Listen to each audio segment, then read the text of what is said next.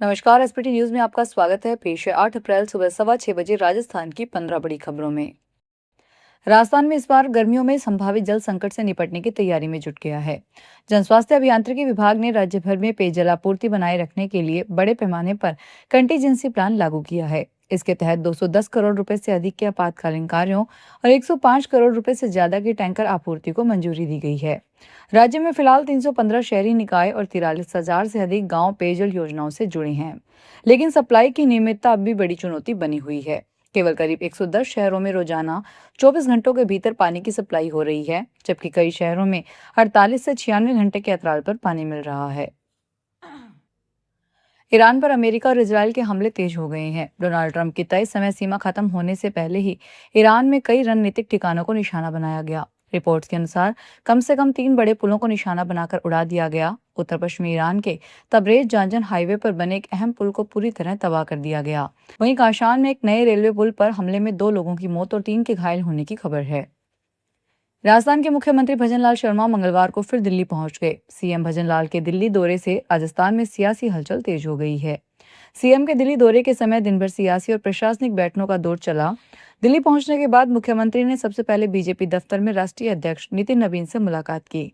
नितिन नबीन के साथ करीब 45 मिनट तक चली इस बैठक में संगठनात्मक मुद्दों, प्रदेश की राजनीतिक स्थिति और आगामी कार्यक्रमों पर चर्चा हुई। दिल्ली में नितिन नबीन के साथ सीएम भजनलाल शर्मा की मुलाकात को एक शिष्टाचार भेंट बताया गया, लेकिन इसके सियासी मायने भी निकाले जा रहे हैं।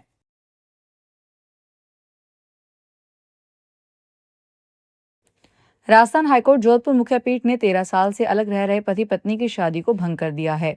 वहीं पति की ओर से विदेशी अदालत से पत्नी की जानकारी के बिना एक तरफा तलाक लेने को स्पष्ट रूप से मानसिक क्रूरता माना है।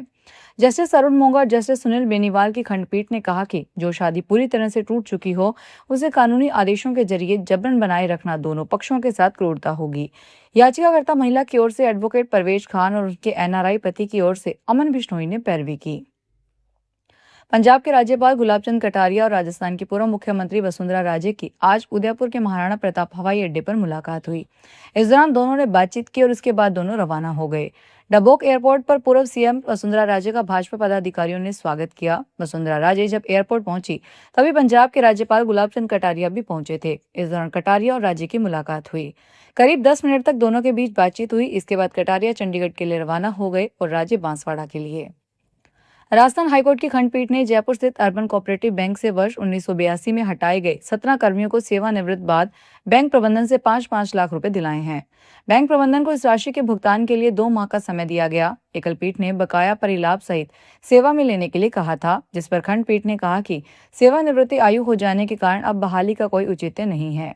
न्यायाधीश इंद्रजीत सिंह व न्यायाधीश अशोक कुमार जैन की खंडपीठ ने अर्बन कोऑपरेटिव बैंक के प्रबंध निदेशक की अपील का निस्तारण करते हुए यह आदेश दिया।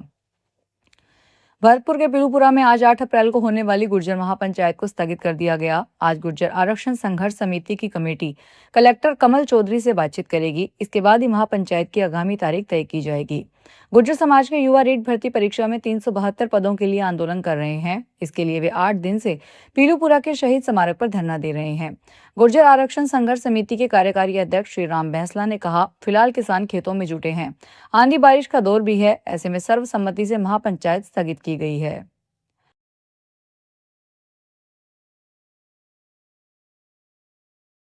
बाड़मेर से सामने आई इस खबर ने एक बार फिर सीमा पार हो रही तस्करी की सच्चाई को उजागर कर दिया है। इस बार मामला बेहद गंभीर है, क्योंकि इसमें करोड़ों की ड्रग्स की खेप पकड़ी गई है। गुजरात और राजस्थान एटीएस की संयुक्त कार्रवाई में पाकिस्तान से आई करीब 25 करोड़ रुपए की क्रिस्टल मैथ ड्रग बरामद की गई। इस कार्रवाई के बाद इलाके में हड़कंप मच गया। पुलिस अधीक्षक और एटीएस के एसपी संयुक्त प्रेस कॉन्फ्रेंस में बताया कि शुरुआती पूछताछ में आरोपियों ने कई अहम खुलासे किए हैं। दोनों ने बताया कि यह ड्रग पाकिस्तान के थार पारकर जिले से मंगवाई गई थी। राजस्थान के सामाजिक न्याय और अधिकारिता मंत्री अविनाश गहलोत ने मंगलवार को देवनारायण योजना के प्रभावी क्रियान्वयन को लेकर सचिवालय स्तर के अधिकारियों के साथ गहन चर्चा की। अंबेडकर भवन के कॉन्फ्रेंस हॉल में आयोजित इस बैठक में न केवल बजट की प्रगति जांची गई, बल्कि जमीन पर योजनाओं के भौतिक स्वरूप की भी समीक्षा हुई। बैठक में गुर्जर आरक्षण संघर्ष समिति के अध्यक्ष विजय सिंह बैंसला और देवनारायण बोर्ड के प्रतिनिधियों ने भी समाज से जुड़े महत्वपूर्ण सुझाव दिए। मंत्री अविनाश गहलोत ने बैठक के दौरान देवनारायण छात्रावासों और आवासीय विद्यालयों के शैक्षणिक परिणामों पर संतोष व्यक्त किया।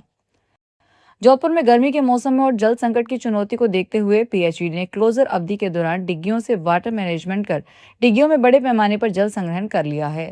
क्लोजर के अंतिम चरण में जब पंजाब से नहर के माध्यम से पानी पहुंचने में समय लगेगा, ऐसे में इस रणनीति से करीब 1581 गांवों को पेयजल उपलब्ध करवाया जाएगा, जिससे शहरी व ग्रामीण क्षेत्रों में पानी की किल्लत काफी हद तक कम हो जाएगी। इसमें जोधपुर, फलोदी और बाड़मेर जिले के गांवों तक पानी की सप्लाई होगी। राजस्थान में आईपीएल की तर्ज पर राजस्थान प्रीमियर लीग भी हो सकती है। प्रदेश के क्रिकेट खिलाड़ियों के लिए ये बड़ा मौका है। राजस्थान क्रिकेट एसोसिएशन की एडहॉक कमेटी इस लीग को सितंबर तक करने का प्लान कर रही है, जिसमें आईपीएल की तरह खिलाड़ियों की बोली लगेगी। एडहॉक कमेटी की बैठक में टूर्नामेंट की विस्तृत कार्य योजना तैयार की जाएगी।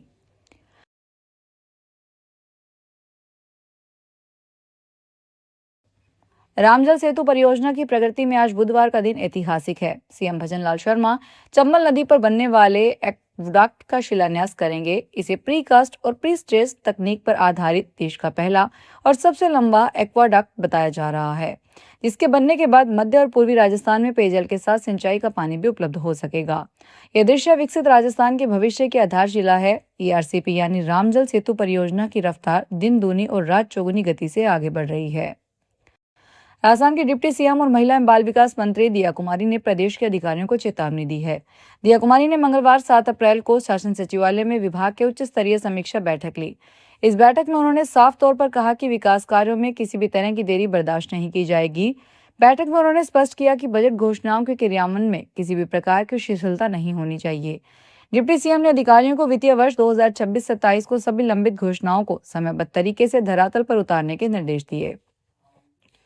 एयर इंडिया के chief executive officer Campbell Wilson ने इस्तीफा दे दिया। मीडिया ने मंगलवार को सूत्रों के हवाले से इसकी जानकारी दी।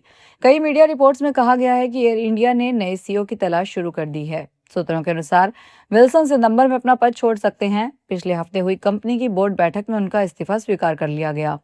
विल्सन को 2022 में एयर इंडिया का सीईओ और प्रबंध निदेशक नियुक्त किया गया था। उनका कॉन्ट्रैक्ट 5 सालों के लिए जुलाई 2027 तक था। राम मंदिर में रामलला के दर्शन के लिए पास के माध्यम से जाने वाले दर्शनार्थी अब अलग अलग लेन से जाएंगे। मंदिर परिसर में सिंह द्वार के बगल के रैंप में एक ही मार्ग से आने जाने के कारण दर्शनार्थियों में हो रहे भ्रम को समाप्त करने के लिए लेन बना दी गई है। अब सुगम व विशेष पास धारक श्रद्धालु एक ही मार्ग से जाकर राम परिवार की सीढ़ियों के पास से अलग अलग कर दिए जाएंगे। सोमवार को अलग लेन निर्धारित कर दी गई है। तो ये थी राजस्थान की 15 बड़ी खबरें। अगर आपको हमारा बुलेटिन पसंद आया हो तो वीडियो को लाइक करें, अपने दोस्तों से शेयर करें और चैनल को सब्सक्राइब करना ना भूलें। फिर मिलेंगे नई खबरों के साथ। धन्यवाद।